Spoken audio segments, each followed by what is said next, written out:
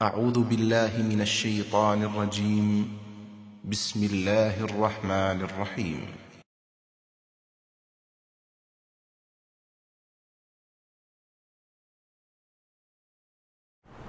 وشر الأمور محدثاتها وكل محدثة بدعة وكل بدعة ضلالة وكل ضلالة في النار.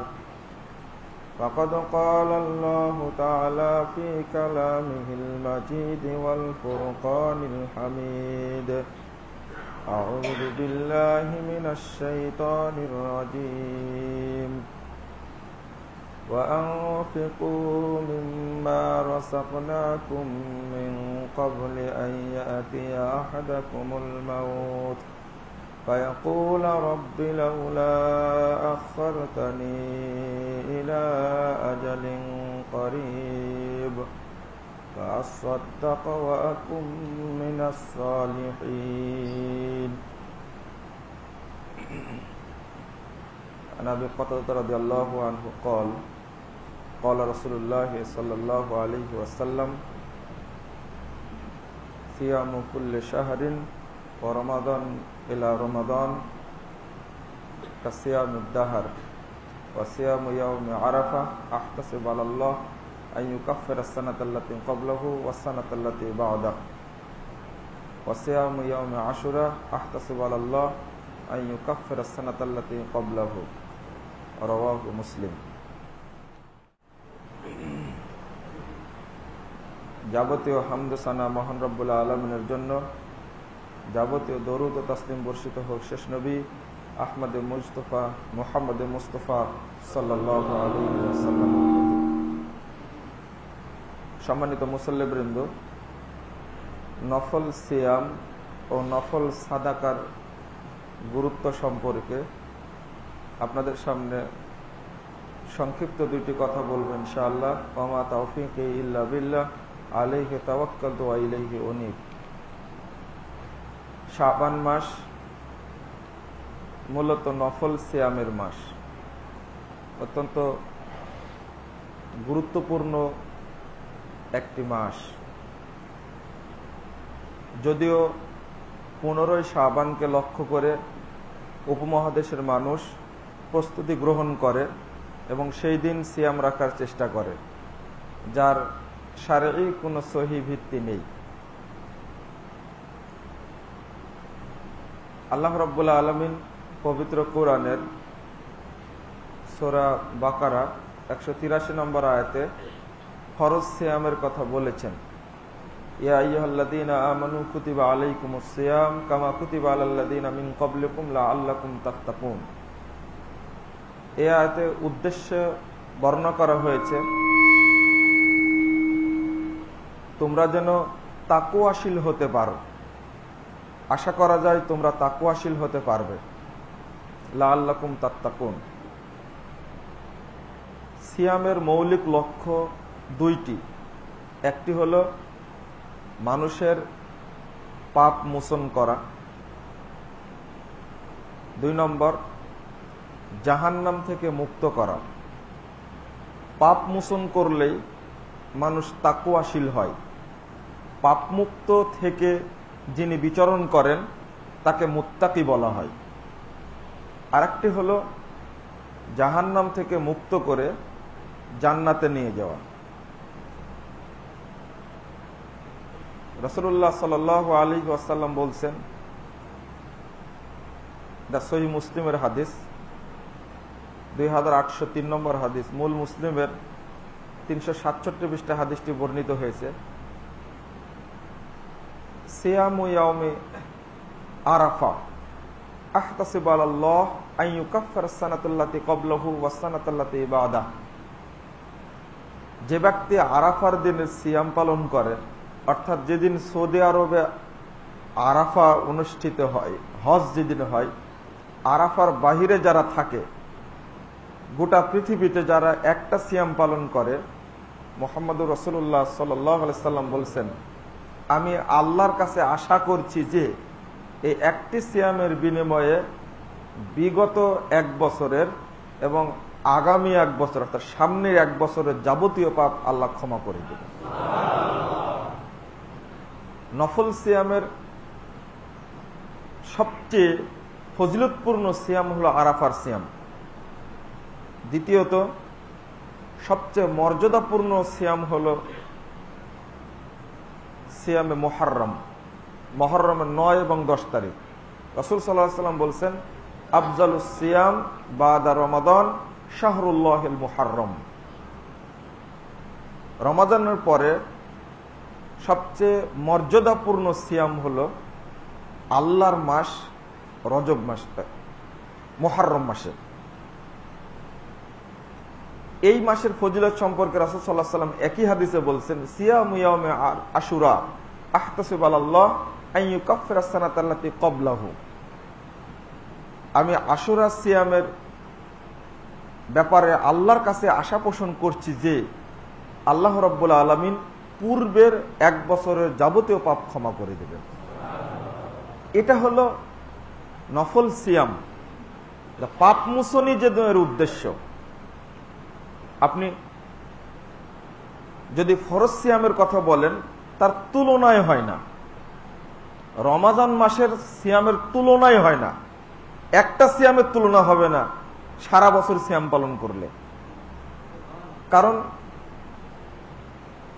রাসূল সাল্লাল্লাহু আলাইহি ওয়াসাল্লাম বলছেন, মান সামা রমাদানা ঈমানান ওয়া ইহতিসাবান গুফিরা লাহু মা তাকাদ্দামা মিন যামবি।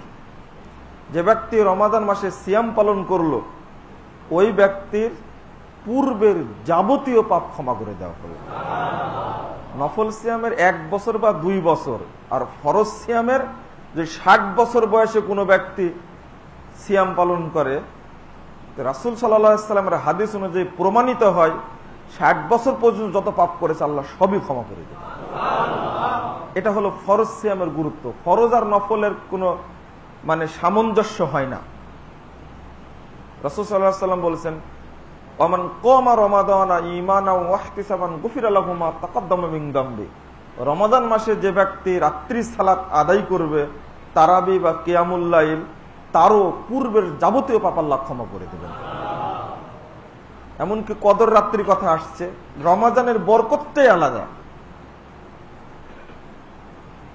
কিন্তু এই রমাদান মাসের তাকওয়াটাকে ধরে রাখার জন্য একজন ব্যক্তি রমাদান মাসে অনেকগুলি অনুষ্ঠান পালন করে তাকওয়া অর্জন করলো, কিন্তু এটাকে ধরে রাখবে কি করে? বাকি 11টি মাস কিভাবে যাবে? 11টি মাসে মাঝে মাঝে নফল সিয়াম করে ওই তাকওয়াকে স্মরণ করতে হবে, কিন্তু কেউ করে না। এমনকি তাকিয়ে থাকে 15ই শাবান আর 27শে রজব, এই 2টা বেদাতি সিয়াম পালন করার জন্য অপেক্ষায় থাকে। অথচ অত্যন্ত দুঃখের বিষয়, অন্যান্য সিয়ামগুলি এত ফজিলতপূর্ণ, বান্দা সেদিক থেকে মুখ ফিরিয়ে নিয়েছে। আপনি অন্তত মাসে 3টা সিয়াম পালন করেন।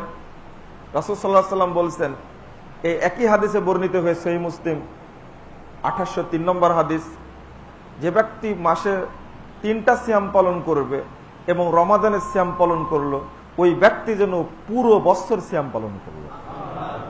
2815 নম্বর হাদিস সহিহ মুসলিমের, রাসূল সাল্লাল্লাহু আলাইহি ওয়াসাল্লাম বলছেন, মান সামা রমাদানা ওয়া আতবাহু সিত্তাম মিন শাওয়ালিন কানা কাসিয়ামিদ দাহর।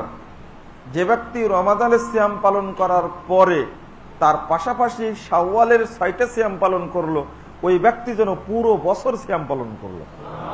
তাহলে পাওয়া গেল শাওয়াল মাসের 6টি সিয়াম, এরপরে পাওয়া গেল প্রতি মাসে 3টা সিয়াম। নফল সিয়াম বলতে আর একটি গুরুত্বপূর্ণ সিয়াম 2টা, সেটা হলো সোমবার বৃহস্পতিবারের সিয়াম। এই সিয়ামটা আমরা পালন করতে পারি। রাসূল সাল্লাল্লাহু আলাইহি ওয়াসাল্লাম তুরাজুল আমাল মিন কুল্লি জুমআতিন ফি ইয়াউমিল ইসনাইন ওয়াল খামিস।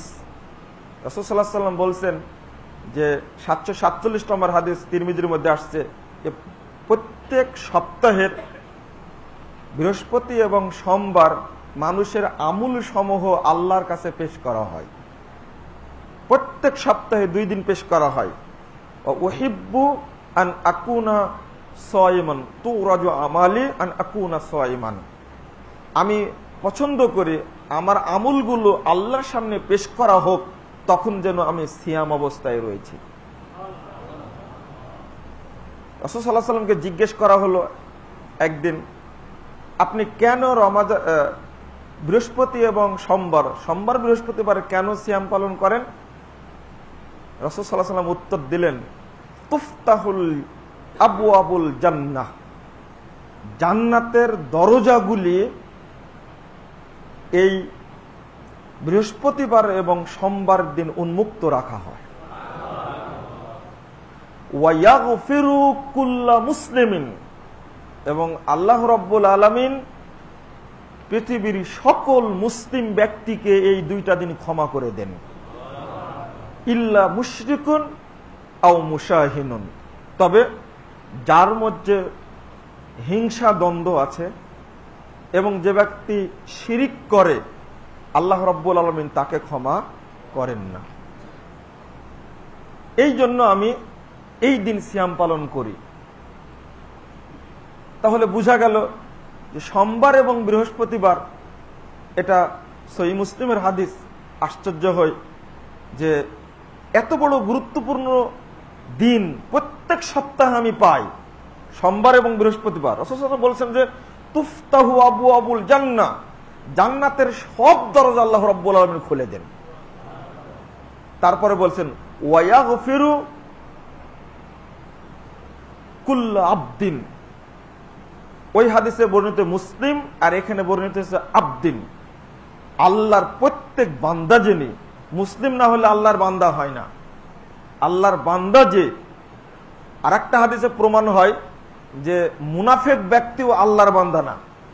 আমি বলছি হাদিসটা, রাসূল সাল্লাল্লাহু আলাইহি ওয়াসাল্লাম বলছেন যে আল্লাহ রাব্বুল আলামিন প্রত্যেক বান্দাকে তার জীবনের সমস্ত পাপ ক্ষমা করে দেন। সহিহ মুসলিম 6709 নম্বর হাদিস। তাহলে আমি সোমবার বৃহস্পতিবার সিয়াম রাখতে পারি।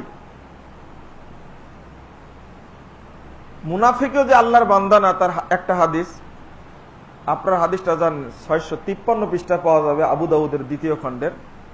এই কবরে যখন কোনো ব্যক্তিকে উঠে বসানো হবে, তাকে প্রশ্ন করা হবে, 2 জনের 2 জন উত্তর দিবে।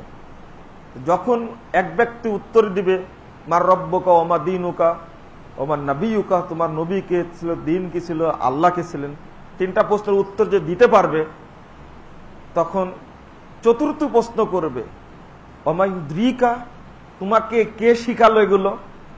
তখন ওই মৃত ব্যক্তি কবরে বসে ডাঁটে বলবে করারুতু কিতাব আল্লাহ, আমি আল্লাহর কিতাব পড়েছিলাম, ওয়াসাদ্দাকতুহু ওয়া আমানতু বিহি, আমি তাকে সত্যায়ন করেছিলাম এবং তার প্রতি ঈমান এনেছিলাম।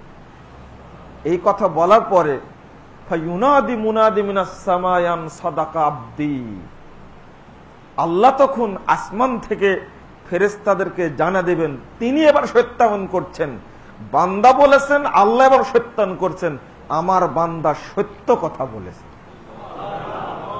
কিন্তু ওই মুনাফিক যখন বলবে হা হালা আদ্রি, হা হালা আদ্রি, হায় আক্ষেপ, আমি কিছুই জানি না, কিছুই জানি না, ফায়ুনাদি মুনাদি মিনাস সামায়ান সাতান কাযাবা, শুধু বলবেন ওই জায়গায় বদমাশ মিথ্যা কথা বলেছে। এখানে আব্দি শব্দ আল্লাহ ব্যবহার করবেন না। তো মুনাফিক যে উত্তর দিতে পারবে না, ও আল্লাহর বান্দার অন্তর্ভুক্ত নয়। এই জন্য আপনারা ভুল বুঝবেন না যে প্রত্যেকে তো আল্লাহর বান্দা, ওই হিন্দুটাও তো আল্লাহর বান্দা। এই ব্যাখ্যা নিয়ে এসে মনে করবেন সবাইকে মাফ করে দেবে, এমনটা নয়। যে ব্যক্তি মুমিন, আর একটা ইবনে মাজাহ হাদিসে আসছে ইয়াগফিরু কুল্লা মুমিন, প্রত্যেক মুমিন ব্যক্তির সমস্ত পাপ আল্লাহ ক্ষমা করে দেন। এই সোমবার এবং বৃহস্পতিবার আমি এই হাদিসগুলো বললাম একটা তুলনা করব, তাই এটা মনে রাখবেন এই জায়গায়। আর একটা সিয়ামের, নফল সিয়ামের দিক রয়েছে, সেটা হলো আপনি জিলহজ মাসের 9টি সিয়াম পালন করতে পারেন। 1725 নম্বর হাদিস নাসাইর মধ্যে আসছে, রাসূল সাল্লাল্লাহু আলাইহি সাল্লামের এক স্ত্রী বলছেন, কান নবী সাল্লাল্লাহু আলাইহি সাল্লাম ইয়াসুমু তিসআম মিন জিলহিজ্জাহ, মুহাম্মদ সাল্লাল্লাহু আলাইহি সাল্লাম জিলহজ মাসের 9টি সিয়াম তিনি নিয়মিত পালন করতেন। তাহলে নফল সিয়াম অনেকগুলো পেলাম। আর শাবান মাসের সিয়াম 1ম তারিখ থেকে নিয়ে 15 তারিখের আগ পর্যন্ত আপনি যতটা ইচ্ছা ততটা সিয়াম পালন করতে পারেন। মা আয়েশা রাদিয়াল্লাহু আনহা বলছেন, সহিহ মুসলিমের 2824 নম্বর হাদিস, রাসূল সাল্লাল্লাহু আলাইহি ওয়াসাল্লাম রমজান ব্যতীত অন্য কোন মাসে এত সিয়াম পালন করতেন না। মা রাআইতু রাসূলুল্লাহ সাল্লাল্লাহু আলাইহি ওয়াসাল্লাম আকসারা সিয়ামান, রাসূল সাল্লাল্লাহু আলাইহি ওয়াসাল্লামকে আমি কখনো এত বেশি সিয়াম পালন করতে দেখে নিয়ে রমজান মাস ছাড়া শাবান মাসের মধ্যে, অর্থাৎ শাবান মাস ছাড়া রমজান ব্যতীত অন্য মাসে এত সিয়াম তিনি পালন করতেন না। আর আমরা পালন করি শুধু একটা দিন, তাও 15ই শাবান। আর এর মধ্যে অনেক বেদাতি জিনিস অন্তর্ভুক্ত হয়েছে। আপনি 15 শাবানে অর্থাৎ 15 শাবান আগ পর্যন্ত শাবান মাসেও সিয়াম পালন করতে পারলেন না, এরপরেও আপনি একটা সিয়াম পালন করেন, অন্তত বছরে একটা করেন, যে কোনো একদিন, জুমার দিন বাদ দিয়ে যে কোনো একদিন করেন আপনি, তাও করেন, তারও ফজিলত রয়েছে। সিয়ামের ফজিলতের শেষ নাই। মূলত উদ্দেশ্য কি? মানুষকে পাপ মুক্ত করা এবং জাহান্নাম থেকে মুক্ত করা। সিয়ামের লক্ষ্য এটা।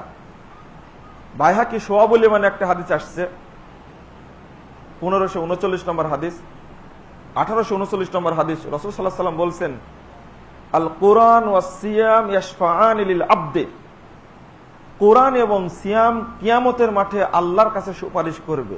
সিয়াম বলবে, আয় রব ইন্নী মানাতুহু তুআম ওয়াশ শাহওয়াত বিন নাহার ফাশাফিনি ফিয়া ফি, হে আল্লাহ, আমি এই ব্যক্তিকে দিনের বেলায় খাওয়া থেকে এবং প্রবৃত্তি থেকে বাধা দিয়েছিলাম, আল্লাহ তুমি তাকে মুক্ত করে দাও। রাসূল সাল্লাল্লাহু আলাইহি ওয়াসাল্লাম বলেছেন, সিয়াম এই সুপারিশ করা মাত্রই ওর উপরে জাহান্নাম ওয়াজিব হয়ে গেছে, ও জাহান্নামে যাবে। সিয়াম গিয়ে সামনে দাঁড়িয়ে গিয়ে বলবে, আল্লাহ এই ব্যক্তিকে আমি কষ্ট দিয়েছি, এই ব্যক্তি সিয়াম পালন করেছে দিনের বেলায় এবং শাহওয়াত যা ইচ্ছা তাই করেনি, তার প্রবৃত্তিকে দমন করেছে, আমার সৌজন্যে তাকে মুক্ত করে দাও। রাসূল সাল্লাল্লাহু আলাইহি ওয়াসাল্লাম বলছেন, আল্লাহ তাকে মুক্ত করে দিবেন।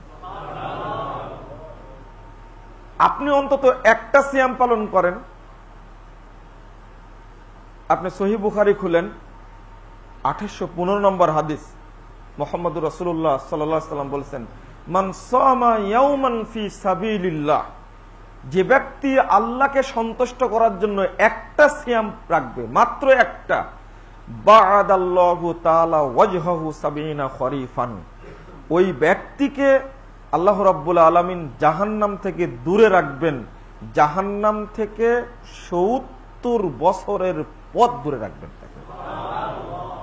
এই হাদিসের অর্থ হলো, একটা বিমান, সবচেয়ে দ্রুতগামী ঘোড়া বা দ্রুতগামী বিমান 70 বছর উড়ার পরে যে জায়গায় যাবে, জাহান্নাম থেকে ওই ব্যক্তিকে এত দূরত্ব রাখবে।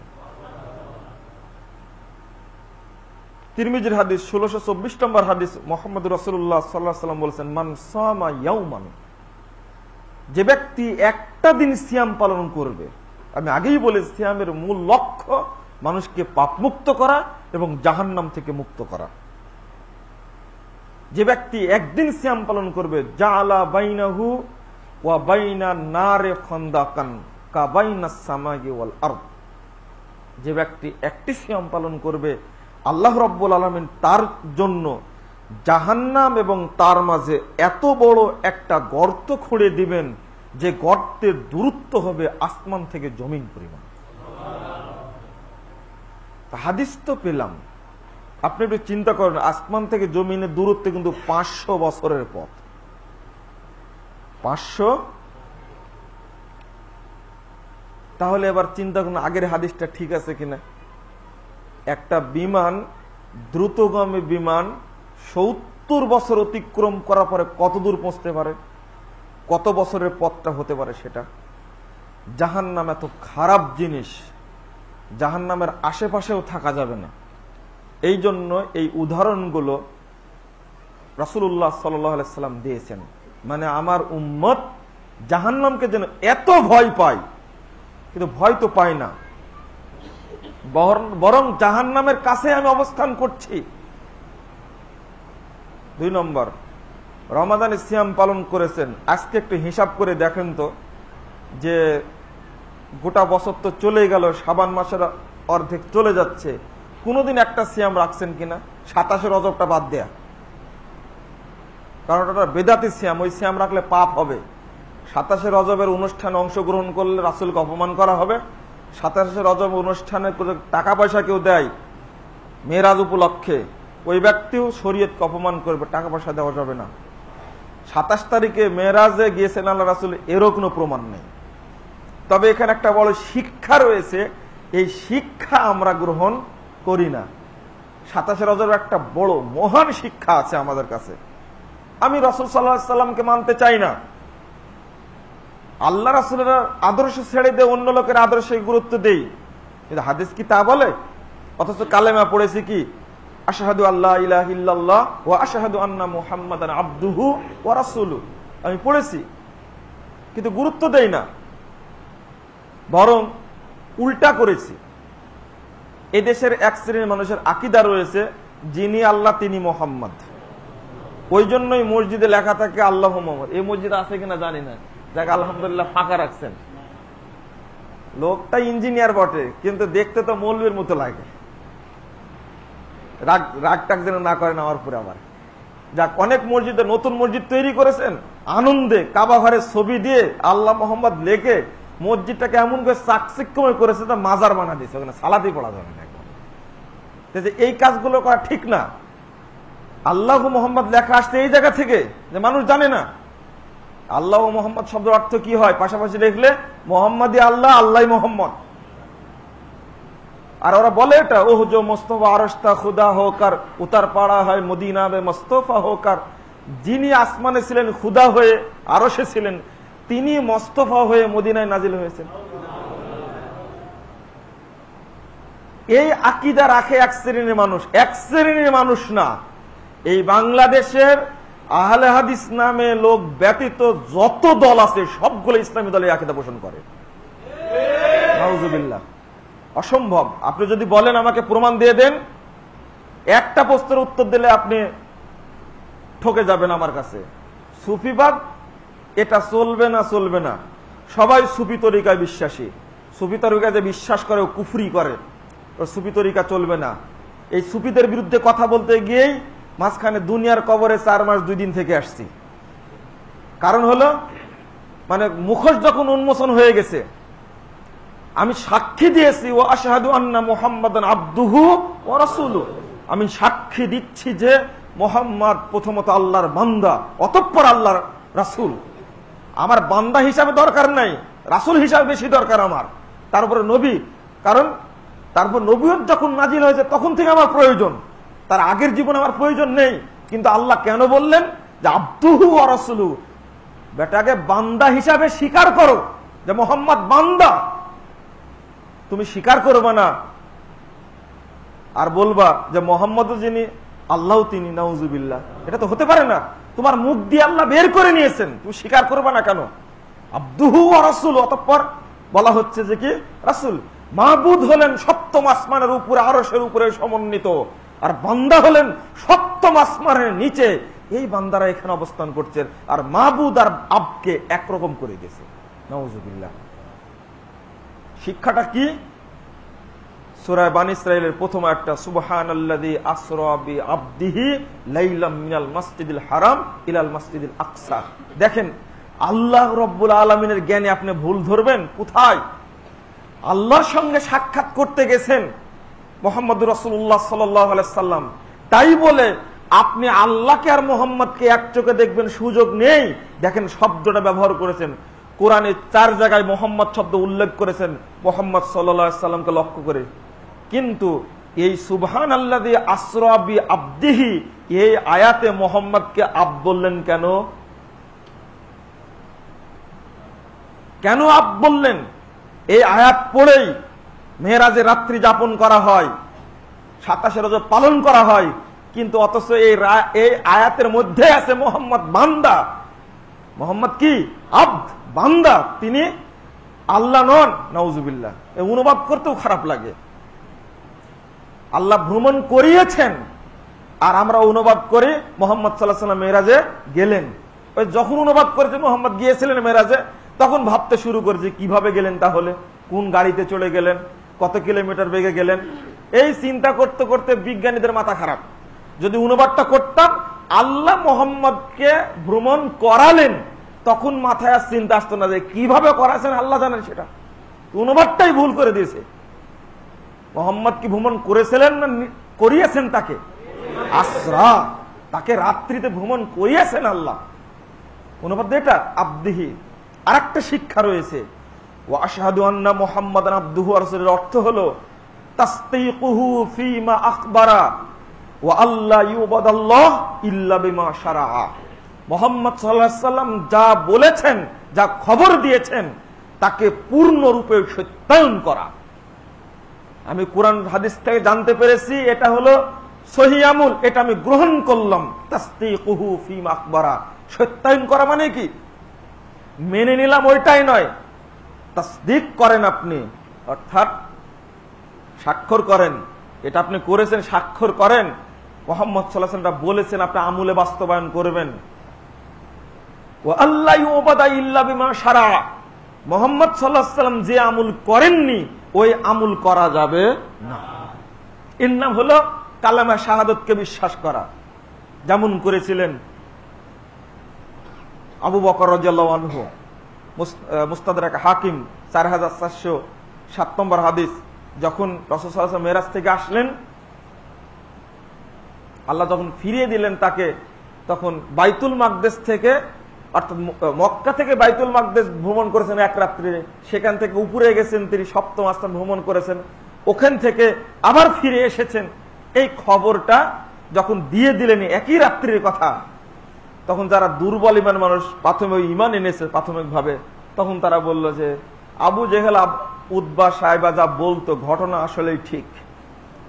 কারণ হলো এত বড় পাগল না হলে এই কথা বলতে পারে না, বড় একটা পাগল। এরা তখন বেরিয়ে গেল যে মুখ দেখাবো কি করে মানুষের সামনে, কারণ কথা বলার উপায় নেই। এটা পাগল না হলে এই কথা কেমনে বলে? একই রাত্রিতে 7ম আসমান দেখেছেন, জান্নাত দেখেছেন, জাহান্নাম দেখেছেন, আবার ফিরে এসেছেন মক্কায়। আবু বকর রাদিয়াল্লাহু আনহুর সাথে দেখা তাদেরই কারো একজনের। শুধু আবু বকর রাদিয়াল্লাহু আনহু বললেন, মান ক্বালা হাযা, এই কথা কে বললেন? তখন বলছে, আরে মুহাম্মদ বলল কথা। তখন বলছেন, ওয়াইন ক্বালা মুহাম্মাদান ফাকাদ সাদাকা, যদি এই কথা মুহাম্মদ বলে থাকেন তাহলে সত্যই বলেছেন।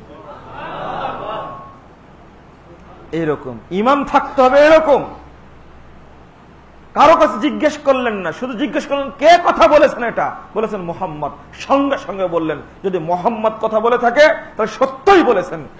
তিনি এক রাতে কেন, তিনি 1 ঘন্টাতেও পারেন। আল্লাহ যদি পারেন তাহলে পারেন না? অবশ্যই পারেন। এর নাম হলো সত্যায়ন করা। সহিহ বুখারী পড়ছেন, চোখে ধরে না, হাতে লিখছেন বুখারীর হাদিস, খতমে বুখারীর অনুষ্ঠান করে বিশাল ভাবে আপনি উপস্থাপন করছেন জাতির সামনে।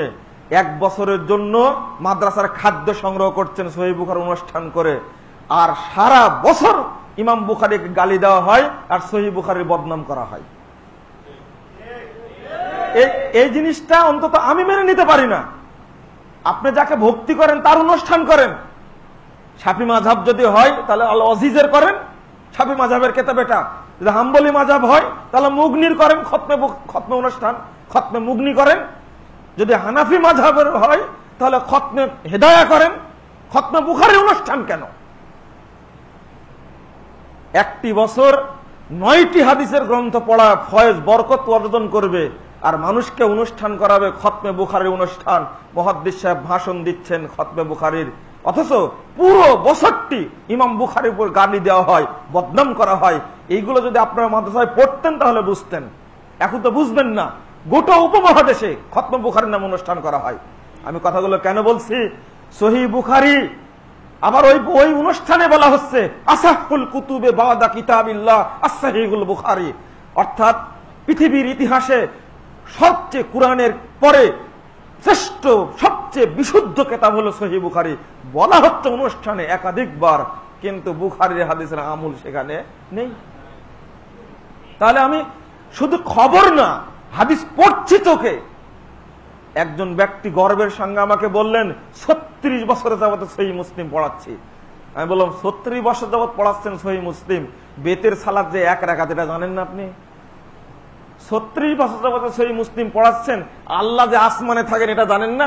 ওই যে বাচ্চা ছেলেটা বললো যে বাচ্চা মেয়েটা আল্লাহ হলেন আসমানে, এটা আপনি চিনেন না? উনি গেলেন খেপে। এগুলো হাদিসের অর্থ আপনারা জানেন না। কে জানে? শয়তান জানে?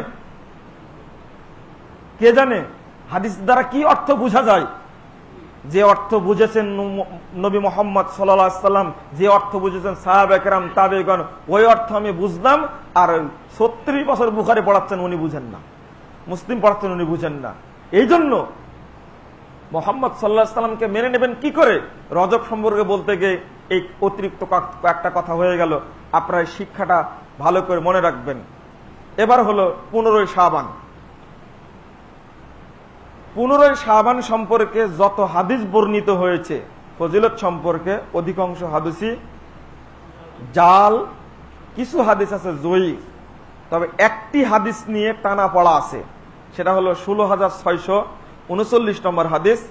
এটা তাবরানী কাবিরের মধ্যে আসছে। সেটা হলো ইয়াত্তালিউল্লাহ লাইলাতান নিসফি মিন শাবান আলা খালকিহ। আল্লাহ রাব্বুল আলামিন শাবান মাসের 15 তারিখে তিনি তার সৃষ্টির উপরে উকি দেন। ইত্তালা মানে কি? উকি মারা। ওয়া ইয়াগফিরু কুল্লা মুসলিমিন ইল্লা রাজুলান মুশাহিনান মুশরিকান। শুধু ওই ব্যক্তিকে ক্ষমা করেন না যে ব্যক্তি শিরিক করে এবং পরস্পরের মাঝে দ্বন্দ্ব আছে, তাকে ক্ষমা করেন না। এবং বলেন আনজিরু হাস্তা কাস্তালা, তাদেরকে তুমি অবকাশ দাও তারা যেন সংশোধন করে নেয়। এই একটি মাত্র হাদিস, যে হাদিসকে অনেকেই জয়ীফ বলেছেন, আলবানী রহিমাহুল্লাহ বলছেন এই হাদিসটা সহিহ হিসাবে মেনে নেওয়া যায়। আমি আজকে আপনাদের সামনে সহিহ হিসাবে উপস্থাপন করলাম হাদিসটা। এই হাদিসটা সহিহ, আলবানী সহিহ বলেছেন তাই। যদিও কিন্তু এই হাদিসে কোনো আমলের কথা আছে? হ্যাঁ, সুমু নাহারাহা ওয়া কুমু লাইলাহা, যে হাদিসটা আসছে যখনই শাবান মাসের মধ্য তারিখ আসবে তখন দিনে সিয়াম পালন করো, রাত্রে ইবাদত করো। এই হাদিসের সনদ তো আলবানী জয়ীফ বলেছেন। ওই হাদিসটা জাল হাদিস, যে ওই দিন সমস্ত মানুষকে ক্ষমা করে দেওয়া হয়। এই জন্য আমি বাকি নামক কবরস্থানে গেলাম তাদের মাপ চাওয়ার জন্য। তিরমিজির হাদিস। এই হাদিসটা তো জাল হাদিস, আলবানী জাল বলেছেন। এই হাদিসটা সহিহ। আমার এখন বলার উদ্দেশ্য ছিল এটা, শাবানের 15 তারিখ তো একদিন আসে বছরে, এই দিনটা নিয়ে টানাপড়া করি। যদিও এখানে ইবাদতের কথা বলা হয়নি, কিন্তু আগে যে হাদিসগুলো বললাম, সোমবার আর বৃহস্পতিবারের যে ফজিলতপূর্ণ হাদিসগুলো, এইগুলো মানেন না কেন? এই দিন তো রাসূল সাল্লাল্লাহু আলাইহি ওয়াসাল্লাম সিয়াম পালন করেছেন, সোমবার বৃহস্পতিবার। এবং 15 শাবানের দিনের ফজিলতের চেয়ে সোমবার বৃহস্পতিবারের ফজিলত অনেক বেশি। কারণ সহিহ মুসলিমের হাদিস, আল্লাহ রাসূল বলছেন সোমবার বৃহস্পতিবারের জান্নাতে দরজাগুলো খুলে রাখা হয়। কোন হাদিস নেই এই মর্মে, কোন হাদিস নেই এই মর্মে যে 15 শাবানের রাত্রিতে 15 শাবান জান্নাতে দরজা খুলে রাখা হয়, কোন হাদিস নেই। আর একই হাদিস, ফজিলত একই রকম। আল্লাহ রাব্বুল আলামিন সোমবার বৃহস্পতিবারেও বান্দাকে ক্ষমা করে দেন, 15ই শাবান রাত্রিতেও ক্ষমা করে দেন, তাহলে ওইটাকে গুরুত্ব দিয়ে এটাকে গুরুত্ব দেয় না কেন? হ্যাঁ, আমি এটা যদি না বলি তখন কোন বেদাতি আলেম বলবে যে আলবানী তো এটাকে সহি বলেছেন। আলবানী সহি বলেছেন, হাদিসের শেষে যে কথাটি বলে দিয়েছেন, ইহুদিদের মতো এটা গোপন রাখলেন কেন? আলবানী রহিমাহুল্লাহ বলছেন হাদিস সহি, এটা ফজিলত বর্ণনা করা হয়েছে বটে, কিন্তু কোনো আমল বর্ণিত হয়নি। এটাও বলেন আপনি। মানে ইহুদিদের কাজ ছিল একটা, যে মূল জায়গাটা হাত দিয়ে রেখে এই পার্শ্বে পড়বে আর এই পার্শ্বে পড়বে। এই গত কয়েকদিন আগে সহি মুসলিম ছাত্রদের পড়াচ্ছিলাম, ওই যে রজমের আয়াতটা 56 পৃষ্ঠায় পাওয়া যাবে সহি মুসলিমের। রজমের আয়াতের কাছে গিয়ে হাত দিয়ে বলে তোমরা কিতাব পড়ো, আল্লাহ রাসূল বললেন হাত তুলো, তো দেখছে যে আর রজমের আয়াতের হাতের তলে আছে। বাংলাদেশের মানুষ তো সাধারণত মূর্খ মানুষ, বেশি শরীয়ত সম্পর্কে জ্ঞান রাখে না। খুব কম লোক শরীয়ত সম্পর্কে ভাবে, কিন্তু আইনজীবী অনেক আছে, সাংবাদিক অনেক, ঝানু ঝানু লোক অনেক আছে, ডাক্তার অনেক আছে, ইঞ্জিনিয়ার অনেক আছে, কিন্তু কোরআনের ডাক্তার একজনও নাই, ইঞ্জিনিয়ার মানে কোরআনের ইঞ্জিনিয়ার একজনও নাই। অধিকাংশ মানুষই জানে না। আর হুজুরেরা হলো তাদের কাছে মূল জিনিস। আপনি শরীয়ত একটা বলবেন, ও বলবে কি জানেন? তাহলে হুজুরকে জিজ্ঞেস করি। আল্লাহ বললেন ফারুদ্দু ইলাল্লাহি ওয়া রাসূল, আল্লাহ এবং আল্লাহ রাসূলের কাছে যাও। কি বলেছে? রাসূলের কথা বললেন, আল্লাহর কথা আপনি বললেন, ও যাবে হুজুরের কাছে। এটা হলো অভ্যাস। না জানার কারণে আলবানী রহিমাহুল্লাহর উদ্ধৃতি দিয়ে মানুষকে প্রতারণা দিয়ে দিল। যেমন আর একটা প্রতারণার কথা বলি। ইবনু মাসুদ রাদিয়াল্লাহু আনহু তিনি একদিন সালাত আদায় করে বললেন, আল্লাহর নবী একদিন শুধু সালাতে একবার রফল আদান করতেন। এই আবু দাউদের হাদিস 110 পৃষ্ঠায় আসছে হাদিসটি। এবার শুনেন, আবু দাউদ রাহিমাহুল্লাহ হাদিসটি বর্ণনা করার পরে বলছেন, হাযা হাদিসুন মুখতাসারুন মিন হাদিসিন তাবিলিন লাইসা হুয়া বিসাহিহিন। তিনি বলছেন যে এই হাদিসটি সংক্ষিপ্ত রূপ, বড় হাদিসের, এই হাদিস সহিহ নয়। জয়ীব বলেননি, কি বলছেন? ডাইরেক্ট অ্যাকশন, সহিহ নয় বলে দিলেন। এখন আলবানী রাহিমাহুল্লাহ অন্য সনদ দেখে বলছেন যে সাহাবীর আমল হিসাবে এটাকে সহিহ বলে মেনে নেওয়া যায়, তবে এটা হলো না বদক, আর অন্যান্য হাদিসগুলো সব হাদ বদক। অতএব না বদক হাদিসটা প্রাধান্য পাবে না, হা বদক হাদিস নিয়ে আসতে হবে। এরপর তিনি বলছেন যারা রফলে আদান করেন না তাদের উচিত এই হাদিসটাকে বর্জন করে শত শত হাদিসকে গ্রহণ করা। আলবানী রাহিমাহুল্লাহর বাকি কথাটা আর বলল না, শুধু বলল যে আলবানী সহিহ বলেছেন। তাহলে কি ভাষায় প্রতিবাদ করবে? আপনার ভাষা বের করেন। আমি বললে প্রতিবাদটা বেশি হয়ে যায়, আবার লাল ঘরে ঢুকাবে আমাকে। তবে কুরআন সুন্নাহর দৃষ্টিতে এই সমস্ত মানুষকে গাদ্দার বলা যায়। আল্লাহ রাসূল গাদ্দার বলেছেন, প্রতারক, ধোঁকাবাজ না, হতেই পারে না। আমাদের কাজ হলো দুইটাই মানুষের সামনে উপস্থাপন করা, যেটা মানুষ গ্রহণ করবে করুক। হেদায়েতের মালিক আমি না আল্লাহ। আপনি সঠিকটা উপস্থাপন করেন। বহু আলেম হক গোপন করে চলছেন। এক আলেম বলে দিলেন 6 তাকবীরের হাদিস হচ্ছে ঈদের সালাতে, টেলিভিশনে বলছেন। আমি পরে ওনাকে ধরলাম, শেষ লাইনটা বললেন না কেন? আপনি তো চট করে বললেন আলবানী বলেছেন 6 তাকবীরেও পড়া যাবে, 9 তাকবীর, শুধু 6 তাকবীরে পড়ার কথা বলেছেন উনি? বলছেন না, তা বলেননি। তো ওইটা তো মিডিয়ায় বলতে হতো। উনি তো বলেছেন যে আল-আমরু ওয়াসিয়া, তাকবীরের ব্যাপারে ব্যাপকতা বিষয় আছে, 6ও চলবে, 7ও চলবে, 9ও চলবে, বলেননি? কিন্তু শেষ কথাটা কি বলেছেন? তিনি শেষে আলবানী গিয়ে বলছেন, আলোচনার পরে বলছেন ওয়া আহাব্বু ইলাইয়া সাবআন ওয়া খামসান লিআন্না আলাইহি হাদিসুহু আকসার। কারণ আমার নিকটে উত্তম হলো 7, 5, 12 তাকবীর, কারণ এর পক্ষে সহিহ হাদিস অনেক বর্ণিত হয়েছে। এটা বলে দেন দেখি টিকে কিনা আপনার। মানে শুধু তালগোল পাকানোর অভ্যাস। এই ক্ষেত্রে এটাই ঘটেছে, হকটাকে প্রকাশ করবে না, আপনারা উল্টা বুঝবেন না। অর্থাৎ জুমার দিন দোয়া কবুল হয়, কিন্তু কোন নির্দিষ্ট আমলের কথা বলা আছে না। ঠিক ওই হাদিসটাকে সহিহ বলে ধরে নিলেও কিন্তু কোনো আমলের কথা বর্ণিত হয়নি। শবে বরাতের হালুয়া রুটি খাবেন, আর এই রুটিকে শুকায় রেখে দেবেন, রমাদান মাসে প্রতিদিন ইফতার করে রুটি দ্বারা, এই ফজিলতটা বাংলাদেশে বেশি চালু আছে। অতএব নফল সিয়াম যেগুলো আছে এইগুলো পালন করার চেষ্টা করেন, আর ভুয়া জাল জয়ীব যেগুলোর কোনো হদিস নেই এগুলো বাদ দেওয়ার চেষ্টা করুন। আল্লাহ তুমি মানুষকে বুঝার তৌফিক দান করো, আল্লাহ আমিন। 2 নম্বর প্রসঙ্গ, নফল সাদাকা। আসলে সিয়াম এবং সাদাকা নফলটা এক জায়গায় আসছে, আপনাকে সংক্ষেপে বুঝাতে চেয়েছিলাম। সাদাকার গুরুত্ব খুব বেশি। যখনই কোনো পাপ করে ফেলবেন তখনই আপনি একটা সিয়াম পালন করুন অথবা কিছু সাদাকা করুন, আল্লাহ আপনাকে মাফ করবেন ইনশাআল্লাহ। যেমন আপনি আপনার স্ত্রীর একটা অঙ্গকে, সূরা মুজাদালা 3 এবং 4 নম্বর আয়াত খুলে দেখুন, অঙ্গকে বলেছেন যে তোমার হাতটা আমার মায়ের হাতের মতো।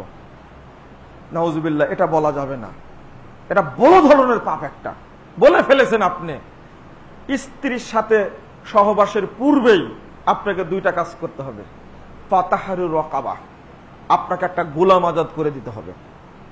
যদি না পারেন, ফামাল্লাম ইয়াজিদ ফাসিয়ামু শাহরাইন মুতাতাবিআইন, ওই ব্যক্তি মাপ পাওয়ার জন্য এক টানা 2 মাস সিয়াম পালন করবে, একদিনও বাদ দেওয়া যাবে না। এটাও যদি না পারে, ফামাল্লাম ইয়াস্তাতি, যদি না পারে ইতআমু 60 মিসকিনান, তাহলে 60 জন মিসকিনকে খেতে দিবে। আমি দেখলাম এটা বড় পাপ করে ফেলেছি, এই পাপ থেকে মুক্তির পথ আল্লাহ 2টা বর্তিয়ে দিয়েছেন। 1 নম্বর সাদাকা করা, অর্থাৎ বুঝলেন তো সাদাকা করা মানে কি? গোলাম আজাদ করা, না হলে 60 জন মিসকিনকে খেতে দেওয়া। মাঝখানে বলা হয়েছে প্রথমে গোলাম আজাদ করা খুব কঠিন ছিল আগে। 2 নম্বর একটানা সিয়াম পালন করতে হবে 60 দিন। তাহলে বুঝে যাচ্ছে পাপ মোচনের মাধ্যম কি? সিয়াম এবং সাদাকা। চলুন সূরা মায়েদা খুলুন, 89 নম্বর আয়াতে। আপনি কসম করেছেন, কিন্তু কসমটা ভঙ্গ করতে হবে আপনাকে, ভঙ্গ করে ফেললেন কসম। এবার কি করবেন? কসম কাফারা কি? আল্লাহ বলছেন যে ইতাহামু আশারাতে মাসাকিন, তুমি 10 জন মিসকিন খেতে দাও। ফামাল্লাম ইয়াজিদ ফাসিয়ামু সালাসাতে আইয়াম, যদি তুমি 10 জন মিসকিনকে খেতে না দিতে পারো, পোশাক যদি না দিতে পারো, তাহলে অন্তত 3টা সিয়াম পালন করো। কসম ভঙ্গের জন্য আল্লাহর জন্য যথেষ্ট হয়ে যাবে। তাহলে বুঝা যাচ্ছে আমি কসম ভঙ্গ করে পাপ করলাম, মাপ পাওয়ার বুদ্ধিটা কি? সিয়াম পালন অথবা সাদাকা। আপনি হজ্জে গেছেন, হজে যে সূরা বাকারা 196 নম্বর আয়াতটা খুলুন। আপনি হজ করতে গেছেন কিন্তু অসুখে আটকে গেছেন, কিছু কাজ করতে পারলেন না। আল্লাহ রাব্বুল বলেছে ফাফিদিয়াতু সিয়ামিন আও সাদাকাতিন আও নুসুকিন, তুমি আটকে গেছো, আহকাম পালন করতে পারলে না, তাহলে কাজ করো, হয় সিয়াম পালন করো, নয়তো সাদাকা দাও, নয়তো কুরবানি দাও। তাহলে আল্লাহ তোমার এই ত্রুটিটাকে মাফ করে দিবেন। আপনি কুরবানি করবেন, কুরবানি করতে পারলেন না, আল্লাহ বললেন যে ফাসালাসাতু আইয়ামিন ফিল হজ্জ ফাসিয়ামু সালাসাতা আইয়াম ফিল হজ্জ, হজ্জের দিনে তুমি 3টি সিয়াম পালন করো। ওয়া সাবআতিন ইযা রাজাতুম, যখন বাড়িতে ফিরে আসবা তখন তোমরা 7টি করবে। ফাতিলকা আশারাতুন কামিলা, 10টা সিয়াম পালন করো। কুরবানি যদি টাকা না থাকে 10টা সিয়াম পালন করো, তাহলে আল্লাহ তোমাকে মাফ করে দিবেন। আমি বুঝাতে চাচ্ছি এই কথাগুলো দ্বারা, যদি আপনি পাপ করে বসেন, ভুল করে বসেন, পাপ মোচনের পথ 2টা, হয় নফল সিয়াম, না হলে নফল সাদাকা। খুবই গুরুত্বপূর্ণ। আল্লাহ রাব্বুল আলামিন বলেছেন ওয়া আনফিকু মিম্মা রাযাকনাকুম মিন ক্বাবলি আন ইয়াতি আহাদাকুমুল মাউত ফায়াকুল রাব্বি লাউলা আখখারতানি ইলা আজালিন করিব ফাআসসাদদাকা ওয়া আকুম মিনাস সালিহিন। সাদাকা কেউ আমরা করি না। আল্লাহ বলছেন তোমাদের যা রিজিক দিয়েছি তার থেকে তোমরা খরচ করো মৃত্যু আসার পূর্বেই। যখন মৃত্যু আসবে তখন তোমরা সাদকার কথা বলবা, আর বলবা রব্বি লাউলা আখখারতানি ইলা আজালিন করিব, আল্লাহ তুমি যদি একটু সময় দিতে ফাআসসাদদাকা, আমি সাদকা করতাম, ওয়া আকুনা মিনাস সালিহিন, এবং সালিহীদের অন্তর্ভুক্ত হয়ে যেতাম। বলুন তো মরার সময় সাদকার কথা বলে কেন মানুষ? সালাতের কথা বলে না, হজ্জের কথা বলে না, সিয়ামের কথা বলে না, সাদকা দেওয়ার কথা বলে কেন? সাদাকা এমন একটা জিনিস, সাদাকা এমন একটা জিনিস মানুষের মৃত্যু যন্ত্রণা থেকে দূর করে দেয়। মানুষ বুঝে না সাদাকা।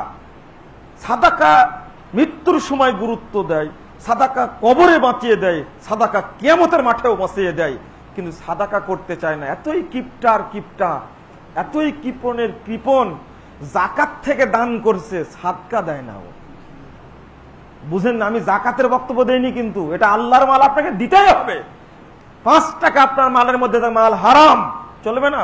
মাতবরি করছেন, জাকাতের টাকা দিয়ে ইফতার মাহফিল করে মাতবরি করছেন আপনি, যে না ইফতার মাহফিল ডাকাত টাকা চলবে না। জাকাতের টাকা মসজিদে দান করছেন, চলবে না। নিজের টাকা দান করুন, ওটা আল্লাহর মাল, ফকির মিসকিন খাবে, 8 ভাগের লোক খাবে ওটা। আপনি পাচ্ছেন কেন? এই বাংলাদেশের পরিস্থিতি উল্টে গেছে।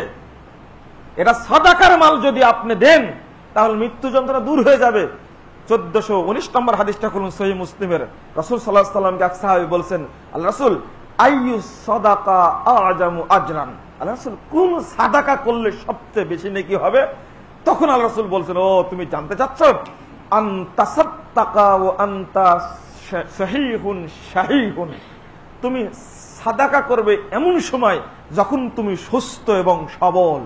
তাকশাল ফাকরা তা'মুলুল গিনা, তুমি ভয় করো তখন কখন যেন গরিব হয়ে যায়, আর মনে করো একটু সম্পদ থাকলে ভালো হতো।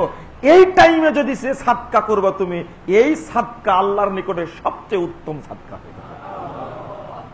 ওয়ালা তুমহিল হাত্তা ইদা বালাগাতিল হুলকুম, তুমি সাদকা করবে করতে করতে যেন একেবারে যখন তোমার জানটা প্রাণটা কণ্ঠনালীর কাছে চলে এসেছে, এই পর্যন্ত বিলম্ব করো না।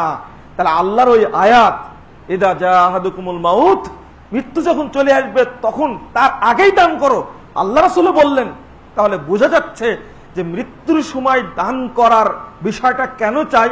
ও সালাত পড়তে চায় না, সিয়াম পালন করতে চায় না, হজ করতে চায় না, চাই কি করতে? সাদাকা করতে চাই। কবরে গেছেন আপনি, আপনিও যাবেন কবরে, আগেই সাদকা করুন। যদি জাহান্নামের আযাব আপনাকে ধরে, তাই সাদাকায় আপনার ব্যবস্থা করবে ইনশাআল্লাহ। খুলুন তাবরানী কাবির 788 নম্বর হাদিসটি। মুহাম্মদুর রাসূলুল্লাহ সাল্লাল্লাহু আলাইহি সাল্লাম বলেছেন, ইন্না সাদাকাতা লা তুতফিহু হাররাল কুবুর আন সাহিবিহা, সাদাকা যদি দেওয়া হয়, আপনার বাপ মারা গেছে, আপনার স্ত্রী মারা গেছে, আপনার স্বামী মারা গেছে, আপনার মা মারা গেছে, কবরে দাও দাও করে আগুন জ্বলছে, আপনি জানেন না। কবরে আগুন জ্বলে, হাদিস প্রমাণ হয়। জাহান্নামের আগুন দাও দাও করে জ্বলতে থাকে। নবী মুহাম্মদ সাল্লাল্লাহু আলাইহি ওয়াসাল্লাম বলেছেন, যখনই তার পক্ষ থেকে সাদাকা দেওয়া হবে, আল্লাহ রাসূল বলতেন, ইন্না সাদাকাতা লা তুতফিহু, দেওয়া মাত্রই সঙ্গে সঙ্গে আগুন নিভে যাবে। তুতফিহু শব্দের অর্থ হলো ফু দেওয়া, ফু দিয়ে বাতি নিভিয়ে দেওয়া। আগুন লেগেছিল তার জন্য ফ্যাশনে, আগুন লাগাতে কি হয়েছিল, কয়দিন সময় লেগেছিল। এটা মানুষের দুনিয়ার তৈরি আগুন নিভতে অনেক সময় লাগে, দমকল বাহিনী পারে না। আর জাহান্নামের আগুন হাজার হাজার বছর পোড়ানো হয়েছে। সে আগুন যদি কবরে আপনার পিতা মাতাকে ধরে আর পুড়তে থাকে, আর আপনি আজকে গিয়ে সাদকা করে দেন, তবে সঠিক জায়গায় দিতে হবে সাদকা, বেদাতি জায়গায় না, পাপ হবে আবার দিলে। সাদকা যদি দিয়ে দেন সহি জায়গাতে, তাহলে ইনশাআল্লাহ অবশ্যই 1 সেকেন্ড সময় লাগবে না, সাদকা দেওয়া মাত্রই কবরে আযাব মাফ হয়ে যাবে ইনশাআল্লাহ। এটা আল্লাহ রাসূল নিজেই বলছেন, কিয়ামতের মাঠে সাদকা আপনাকে বাঁচাবে। রাসূল সাল্লাল্লাহু আলাইহি ওয়াসাল্লাম বলছেন, সহিহ ইবনে হিব্বান 3310 নম্বর হাদিস, আল্লাহ নবী বললেন, 3310 নম্বর হাদিস, আল্লাহ নবী বললেন, লিকুল্লি ইমরিন ফি জিল্লি সাদাকাতিহি হাত্তা ইউখযা ইয়াউমাল কিয়ামাহ। আমি হাদিস শেষ করে খুতবা শেষ করে দেব, টাইম পার হয়ে গেছে।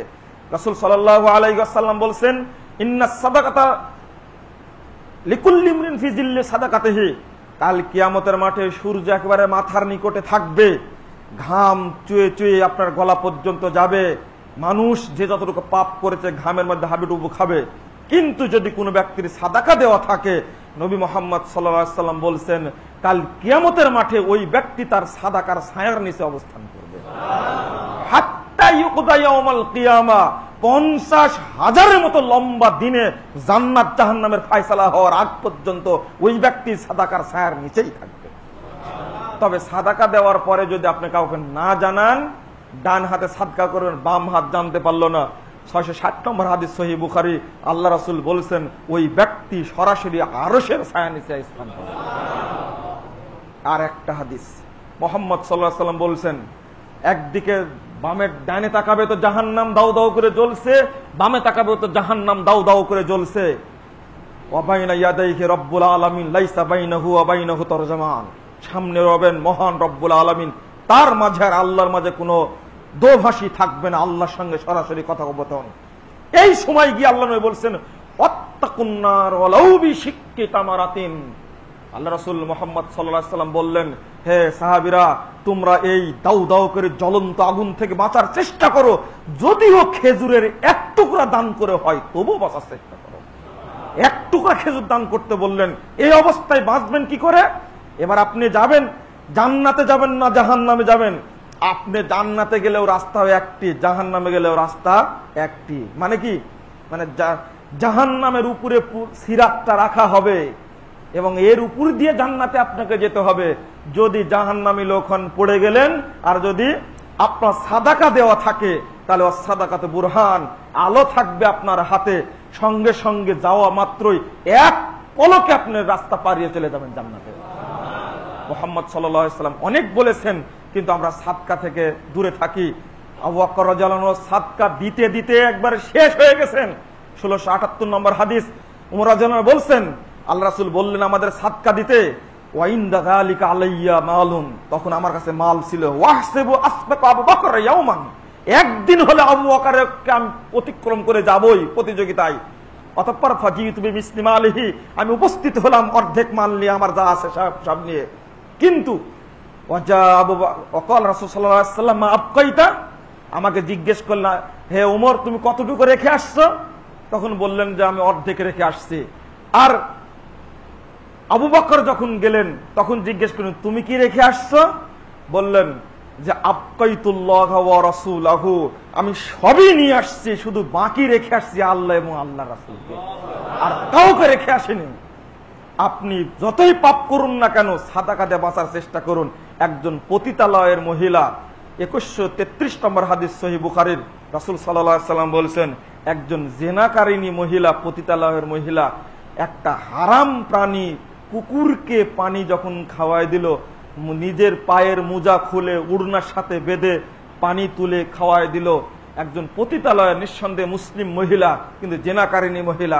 রাসূল সাল্লাল্লাহু আলাইহি ওয়াসাল্লাম বলছেন শুধু কুকুরকে পানি খাওয়ানোর কারণে ওই মহিলাটাকে আল্লাহকে মাফ করে দিবেন। আপনিও ক্ষমা পেতে পারেন, আপনিও সাদকা করুন।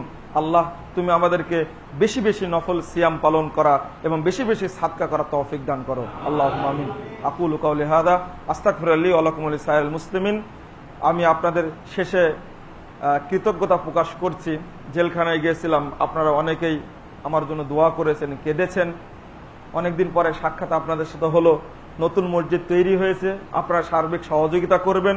পাশাপাশি আমি আপনাদেরকে এটাই বলবো যে সবসময় দিনের প্রতি অটল থাকবেন এবং ধৈর্য ধারণ করবেন।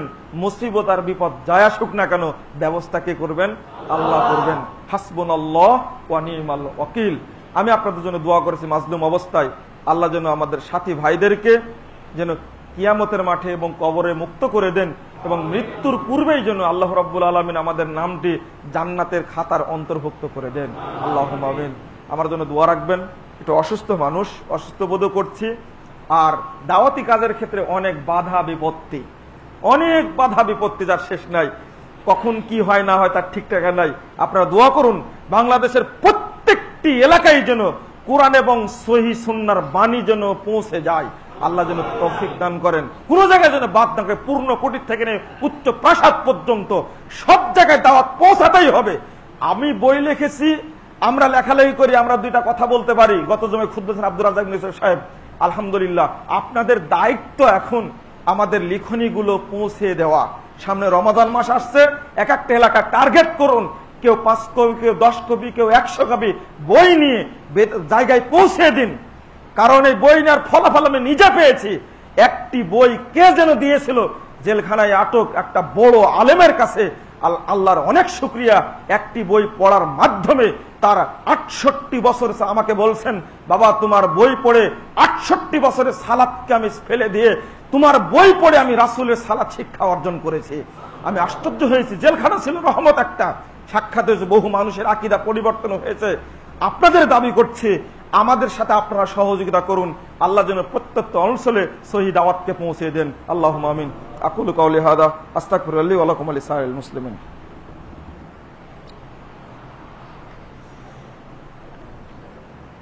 আলহামদুলিল্লাহি ওয়াহদা والصلاة والسلام على من لا نبي بعده اللهم صل على محمد وعلى آل محمد كما صليت على إبراهيم وعلى آل إبراهيم إنك حميد مجيد اللهم بارك على محمد وعلى آل محمد كما باركت على إبراهيم وعلى آل إبراهيم إنك حميد مجيد ربنا آتنا في الدنيا حسنة وفي الآخرة حسنة وقنا عذاب النار اللهم أعز الإسلام والمسلمين اللهم أعز الإسلام والمسلمين وانصر